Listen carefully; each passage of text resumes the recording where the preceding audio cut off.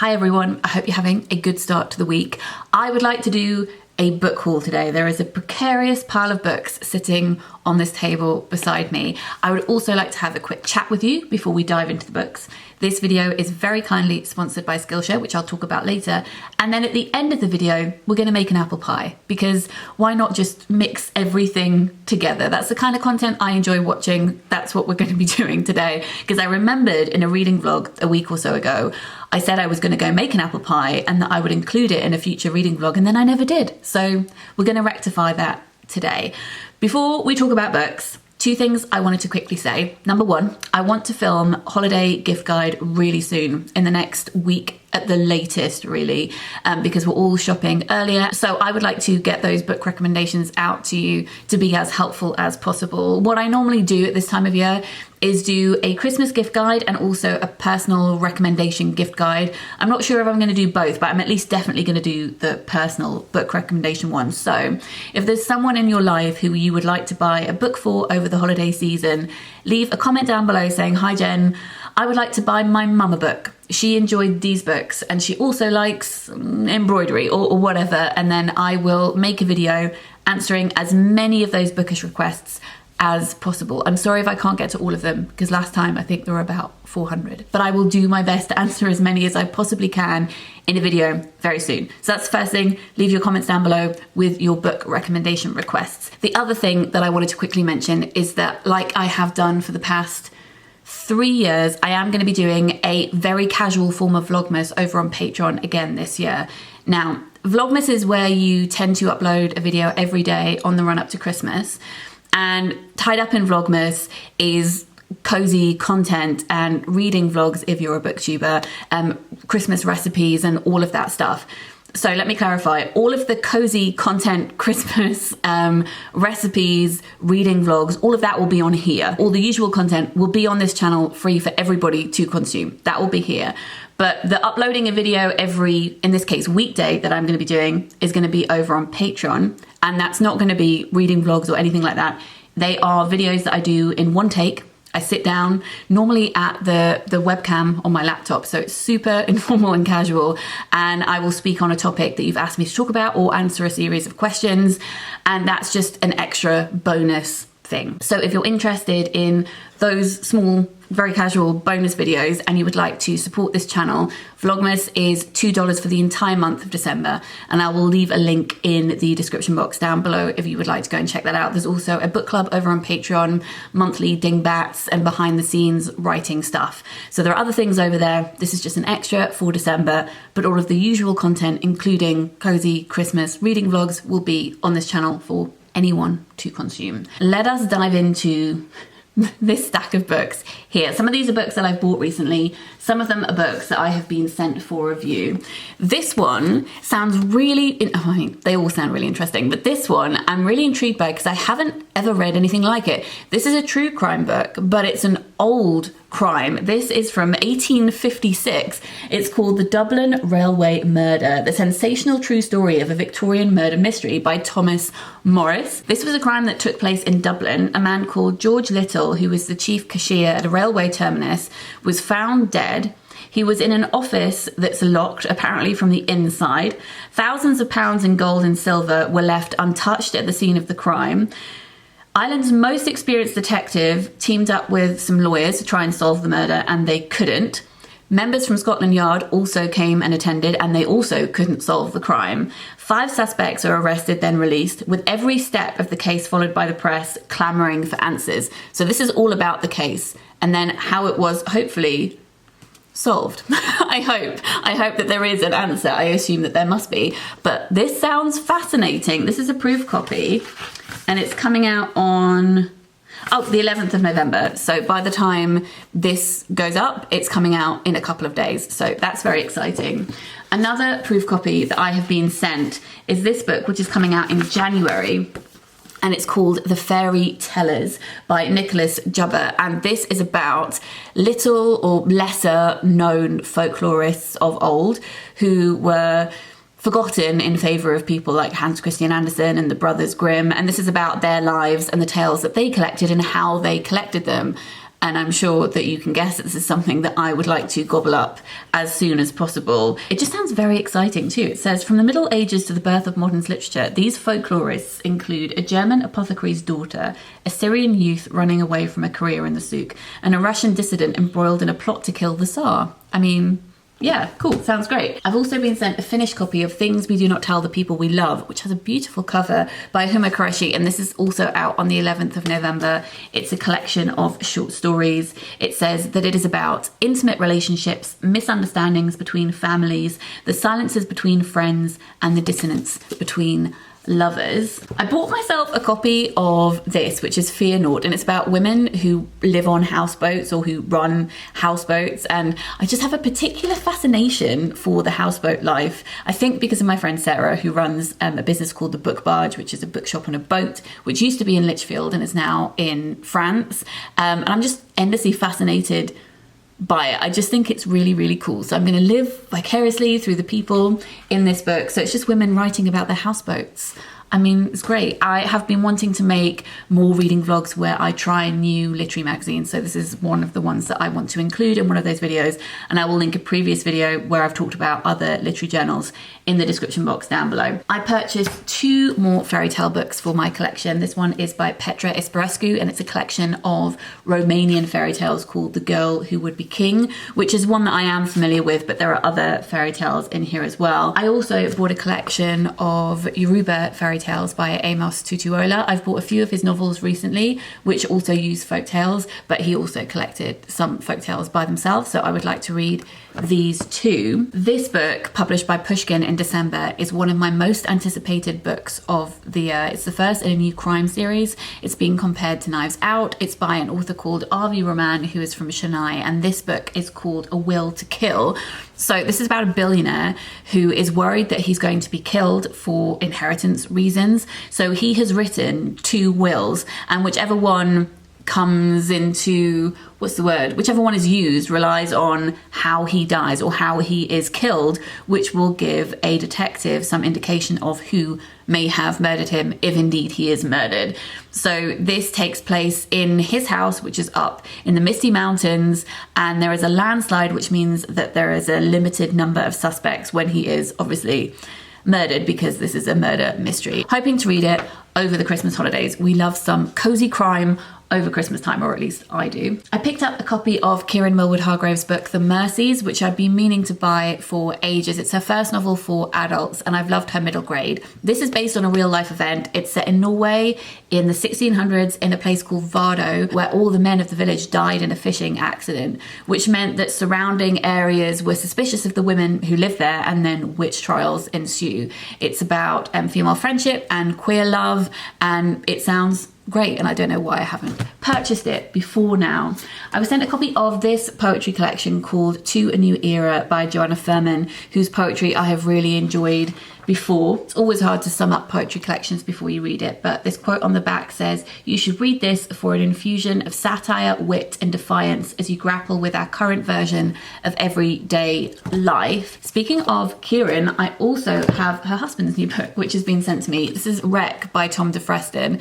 So this is Tom writing about his love of a painting, which is The Raft of the Medusa, and he was creating artwork with a man called Ali, who was a Syrian refugee who was blinded in a bombing, and it's about his relationship with this painting while he worked with Ali, but then reflecting back on his own life as well, and it says his family trauma, and I assume, though I don't know because I haven't read it yet, that he's going to be discussing an accident that happened a couple of years ago where his art studio burnt down, and he lost most, if not all, of the paintings that he was working on and had been working on for the last few years, which was such a heartbreaking thing to see. I've heard fantastic things about this, so I look forward to reading that. That one's coming out in March next year. Then I bought a couple of thrillers. Now, I bought this one by Catriona Ward, which is very popular, has been doing the rounds. It's called The Last House on Needless Street. And I bought it because I want to do a reading vlog where I read authors who have blurbed some of my favourite books. So Catriona Ward has a quote on the front of Mrs. March by Virginia Vito, which is one of my favourite books of this year. So I decided I would check out her book and see if I enjoy her writing too. It's going to be a bit of an experiment. This one I've heard is quite confusing. It says, this is a story of a murderer, a stolen child, revenge. This is the story of Ted, who lives with his young daughter Lauren and his cat Olivia in an ordinary house at the end of an ordinary street. Lauren, over at Lauren in the Books, said that she thought I would enjoy this, which is I Let You Go by Claire Mackintosh. This is Hostage by Claire Mackintosh. Now, I've had sort of like ups and downs with Claire Mackintosh. Claire Mackintosh's first book, I Let You Go, is one of the best thrillers I've ever... Actually, Jen, if you're watching this, give I Let You Go a go. It says, a tragic accident, it all happened so quickly, she couldn't have prevented it, could she? I actually don't want to read the blurb where it says more of what happened, because often in thrillers they give too much away, so I'm just going to leave it there and you can research it if you would like to know more about that book. Next, I was sent this non-fiction book for review. It's called Fabric, The Hidden History of the Material World by Victoria Finlay, which is coming out this month, so in November. And Victoria travelled around the world researching different kinds of fabric and trying to make that fabric herself. So it says, she beats the inner bark of trees into cloth in Papua New Guinea, fails to hand spin cotton in Guatemala, visits tweed weavers in their homes in Harris, and has lessons in patchwork in Alabama. So this is a very hands-on historical book. I do enjoy travel writing, and I think weaving that, no pun intended, with history is an interesting thing to do. I would hope that a book like this also critically examines colonialism and slavery if we're talking about fabric and trade.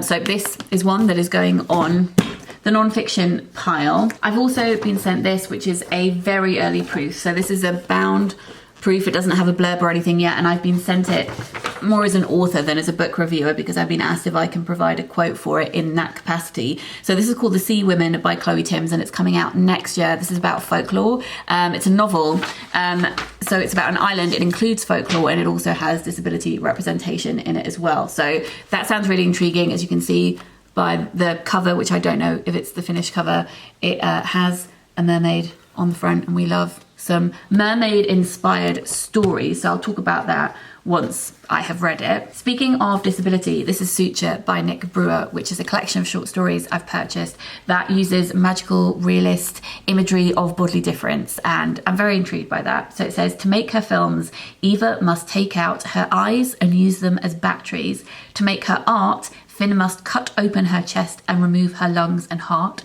To write her novels, Grace must use her blood to power the word processor.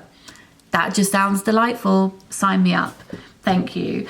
I mentioned this book in a reading vlog recently when it arrived, so I'll quickly mention it again. This is another collection of short stories. It's called Parallel Hells by Leon Craig. It's coming out next year. This is queer horror stories, and it's being compared to Kirsty Logan and Julia Armfield, so that's right up my street. This is a non-fiction book that I have been sent for review. It's called The Sisterhood of the Enchanted Forest, which is a title to entice me if ever there was one. This is by Naomi, Moriyama and William Doyle. It came out last month, and it says, after living for 25 years in New York, they moved with their 7-year-old child to a forest in Finland, one of the places that inspired J.R. Tolkien's Middle Earth.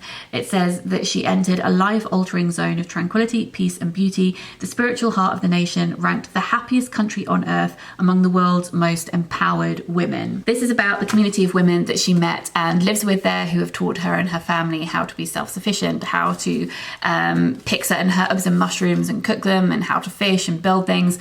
Obviously, there have been so many books, especially in the last 5 years or so, that romanticize certain aspects of Nordic living. I'm aware that's a huge, huge spectrum, but it's something that a lot of publishing companies have capitalized on. And some of those books have been really great. And this is a book I'm very much excited to read. And then there's been some books that have been churned out by publishing companies on certain subjects to sell you an idea. I mean, how many books on Hugger did we see in the shops, for instance, a couple of Christmases ago? So many. So that I am not here for, but this I am, because this seems to be all about living within nature, respecting nature, and it has lots of ties with folklore as well, which is obviously something that I'm very interested in. Finally, I've also been sent a review copy of Burntcoat by Sarah Hall, which is her newest book, and this is about an artist who knows that she is dying and she is reflecting on her life. Those are all the books that I wanted to share with you. Now I am going to talk to you very briefly about Skillshare, who are very kindly sponsoring this video, and then we're going to crack on and make an apple pie. So let's do that as the sun sets, the autumn-winter evenings are drawing in. Oh hey, it's Jen from the future, wearing thermals because I'm about to go for a walk, here to quickly tell you about Skillshare, who are very kindly sponsoring today's video. Skillshare is an online learning community, and they have thousands and thousands and thousands of classes on pretty much anything that you could wish for, and I love what they do. I've been partnering with them pretty much since I started my channel 7 years ago because I love what they are about. They have classes on how to edit videos, how to do calligraphy, photography, baking, interior design, how to build a website. Anything you're thinking of, they've probably got a class on it. All of their classes are broken down into really manageable chunks so you can fit them in whenever you happen to have time. There are community areas where you can talk with other people taking the classes, or you can just do it on your own time and not speak with anybody if that is what you would prefer to do. So the two classes that I wanted to mention today fit in with what I have been talking about. The first class I wanted to mention is by Carly Kuhn, and it's called Explore Your Creativity, Create a Playful Personal Greeting Card. And I thought I would highlight this one given that I spoke about holiday season before. Perhaps you want to get crafty on the run up to holiday season.